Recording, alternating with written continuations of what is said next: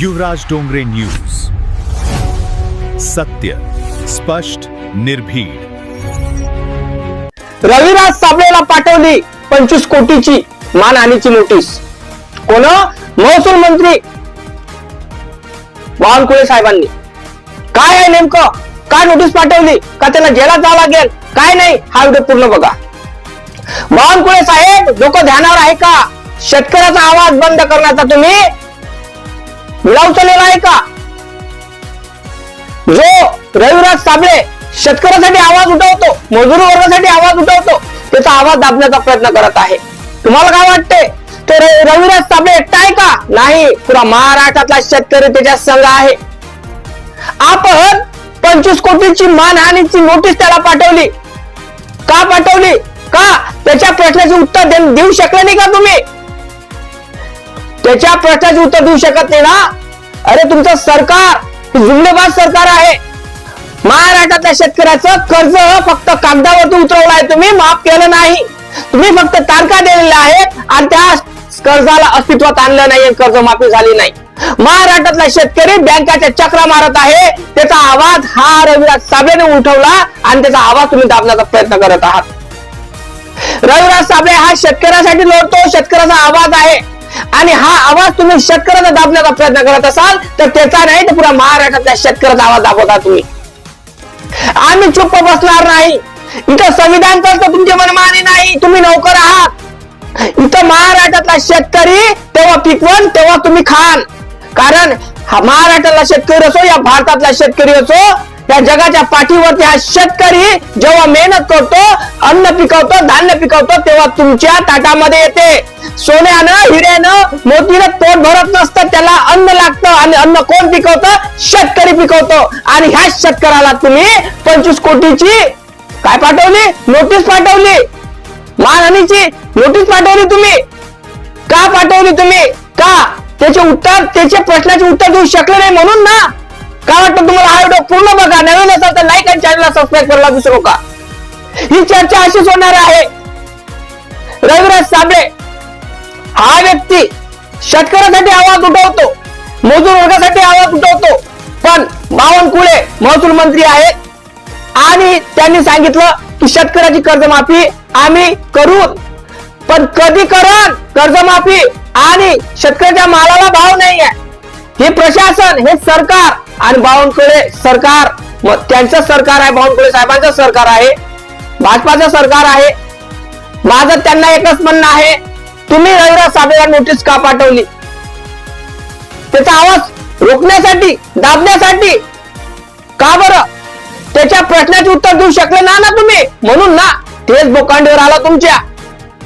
महसूल मंत्री बावनकुळे साहेब, माझं म्हणणं एकच आहे की तुम्ही शेतकऱ्याचा आवाज दाबण्याचा प्रयत्न करत आहात आणि शेतकऱ्याचा आवाज हा दबत नाही. इथं संविधान चालतो, तुमचा मनमानी नाही. संविधानाने हक्क दिलेला बोलायला आणि तुम्ही सोशल मीडिया विकत घेऊ शकत नाही. हे समजून राहिला आता, कारण सोशल मीडिया समोर तुम्ही झुकून राहिले. तुम्हाला काय वाटते? अरे तुम्ही सगळ्या गोष्टी विकत घेऊ शकता, पण सोशल मीडिया नाही. हा सोशल मीडियाचा पॉवर आहे आणि तुम्ही दाखवून दिलं की तुम्ही झुकले म्हणून. 25 कोटीची मानहानी, तुम्ही त्याला नोटीस पाठवली आणि 25 कोटीची मानहानी म्हणजे तू 25 कोटी भर. कुठून भरणार 25 कोटी? हा, तुमच्यासारखे घोटाळे केले नाही त्याने.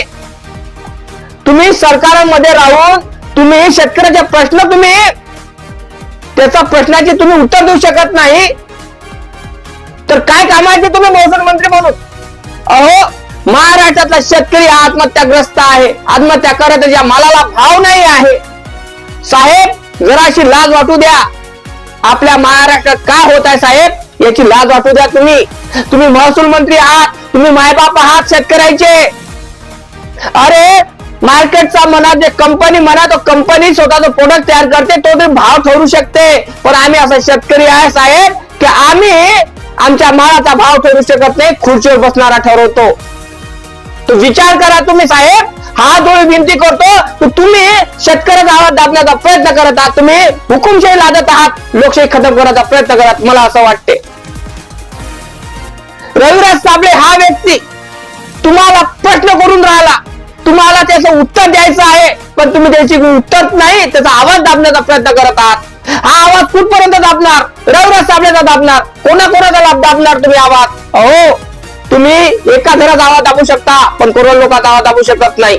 शेतकरी हा मरून राहिला, आत्महत्या करून राहिला, त्याच्या मालाला भाव नाही आहे, त्या शेतकरी मुलाचे लग्न होऊन राहिले नाही. तुम्ही विचार करा, तेल काय कुठं नेऊन टाकलं, साखर कुठं नेऊन टाकली, अनाज कुठं नेऊन टाकलं, आणि शेतकरी जे शेतात पिकवतो त्याच्या मालाला भाव नाही आणि मार्केटच्या मालाला भाव आहे. शेतकऱ्याचा सोयाबीनाला भाव नाही आहे, पण तेलाला तुम्ही 180 ते 190 करून टाकलं. विचार करा, सर्वसामान्य शेतकरी हा खाईन काय? त्याच्या मालाला भाव नाही आहे. आणि बावनकुळे साहेब, तुम्ही 25 कोटीची रुपयाची मानहानीची नोटीस पाठवली, हे चुकीचं आहे. चंद्रशेखर बावनकुळे हे महसूल मंत्री असताना यांनी 25 कोटी रुपयाची कायदेशीर मानहानीची नोटीस पाठवली रविराज साबळेला. बावनकुळे वर रविराज साबळेंनी आरोप केले. कुठले आरोप केले? हा व्हिडिओ पूर्ण बघा, मी सांगतो तुम्हाला. बावनकुळेवर रविराज साबळेने आरोप केले सोशल मीडियाच्या द्वारे की तुम्ही फक्त बोलून राहिले, करत नाही. महाराष्ट्रातला शेतकरी बँकेच्या मागे हेरझारा करून राहिला, तरी तुमच्या आवाजाचा कंठ फुटत नाही. आणि तुम्ही म्हणून राहिले की शेतकऱ्याची कर्जमाफी अशा पद्धतीने करू, तशा पद्धतीने करू, म्हणजे तुम्ही पद्धतच निर्माण करून राहिले. अजूनही शेतकऱ्याची कर्जमाफी झाली नाही. फक्त तुम्ही कागदावर लिहिलंय कर्जमाफी, पण सरकारने अजून कर्जमाफी केली नाही. हा, अरे पीक विमे मिळाले नाही अजून. शेतकऱ्याच्या वावरामध्ये गारा पडलेल्या आहे, बर्फ पडलेला आहे. हा, कापसा म्हणा, तुरा म्हणा, पिकले नाही लोकांना. गहू आताच तुम्हाला सांगूनच राहिलो, गारा किती पडल्या. शेतकरी जनावर मेले, शेतकरी मेले, हे दिसलं नाही अजून सरकारला. कुठला अधिकारी बघायला आला नाही. आणि बावनकुळे साहेब म्हणतात की जो शेतकऱ्यावर कोणी बोलत त्याच्यावर त्याला आम्ही नोटीस पाठवण. आणि नोटीस अशी पाठवण 25 कोटीची, त्याची ऐपत नशेने भरायची. 25 कोटी रुपयाची नोटीस पाठवतो. का झाडाला लागले का पैसे? का झाडाला लागले का? हो, आम्ही शेतकरी माणूस आहे, आमचं जीवन परमेश्वराच्या इकडे असते. आणि तुम्ही 25 कोटीची तुम्ही मानहानीची नोटीस पाठवत असाल, तर हे 25 कोटी आमच्यासाठी किती आहे माहितीये का तुम्हाला? 25 कोटी किती आमच्यासाठी? अहो, आम्हाला दरवर्षी 1 लाखाचं 1.5 लाखाचं पीक होत नाही. 50 ते 60 हजाराचं लावलो गाभर होतो आम्ही शेतकरी. आणि तुम्ही शेतकऱ्याला नोटीस पाठवून त्याचा आवाज दाबण्याचा प्रयत्न करत आहात. तुम्ही एका माणसाचा आवाज दाबण्याचा प्रयत्न करत आहात. पण एक दिवस असा येईल, इथे एका ठिकाणी 1000 लोक जन्माला येईल आणि शेतकरी जन्माला येणार, आणि कोणाकोणाचा आवाज दाबणार तुम्ही. म्हणून म्हणत आहे मी तुम्हाला, महाराष्ट्रातल्या शेतकऱ्यांनो, तुमच्या मुलांना संघटित करा, सोशल मीडियावर ऍक्टिव्ह करा. आणि असे महसूल मंत्री बावनकुळे कोणाचाच आवाज दाबू शकणार नाही. कळलं का? कारण बावनकुळे साहेबांनी रविराजला 25 कोटीची नोटीस पाठवली आणि मानहानीचा दावा टाकला की तू माझ्यावर खोटे आरोप केले आहे, खोटे आरोप केले, तुझ्यावरची काहीच प्रूफ नाही आहे, माझ्यावर आरोप केले. हे खरं आहे की खोटं आहे नक्की कमेंट करा. काय रविराज साबळे खरंच पैसे देऊ शकेल का? रविराज साबळेंनी खरंच आरोप केले का? हे खोटे आहे की काय आहे हे नक्की कमेंट करून सांगा. जय भीम, जय शिवराय, जय जवान, जय किसान, जय संविधान.